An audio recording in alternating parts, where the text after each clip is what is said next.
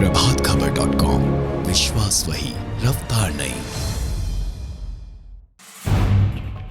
पूरे उत्तर भारत और दक्षिण भारत के कई हिस्सों में एक तरफ गर्मी चरम पर है तो दूसरी तरफ देश गहरे बिजली संकट से जूझ रहा है। ऐसे में गहरे बिजली संकट से निपटने के लिए केंद्र सरकार आपातकालीन प्रावधान लागू कर रही है। केंद्र सरकार इस कड़ी में कोयला आयात से लेकर घरेलू कोयला उत्पादन बढ़ाने की कवायद में लगी है।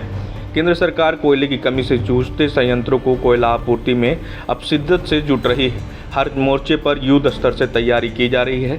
इसके तहत सरकार बंद पड़ी विद्युत उत्पादन इकाइयों को फिर शुरू करने का काम कर रही है। साथ ही बंद पड़ी खदानों से भी कोयला निकालने की कवायद तेज हो रही है। चिलचिलाती गर्मी के बीच देश में पहली बार बिजली की मांग रिकॉर्ड 204 गीगावाट के पार चली गई है। बीते साल गर्मी में बिजली की मांग 182.5 गीगावाट तक ही रही थी, लेकिन इस बार बिजली की मांग चरम पर पहुंच गई है। लगातार बढ़ती मांग को पूरा करने में बिजली घर अक्षम साबित हो रहे हैं। देश के 173 तापीय बिजली घरों में से 106 में कोयले की भारी कमी है। इनके पास स्टॉक का 25% कोयला ही बचा है। घरेलू कोयले का उपयोग करने वाले 150 तापीय बिजली घरों में से 86 में कोयले की कमी की स्थिति गंभीर है। देश में बिजली की कुल कमी 62.3 करोड़ यूनिट तक पहुंच गई है। बिजली की बढ़ती मांग के बीच सरकारी कंपनी कोल इंडिया का उत्पादन अप्रैल में 27% तक बढ़ा रही है। उन्होंने अप्रैल में 4.96 करोड़ टन कोयला उत्पादन किया है, जिसके महीने के अंत में 5.3 करोड़ टन पहुंचने की उम्मीद है।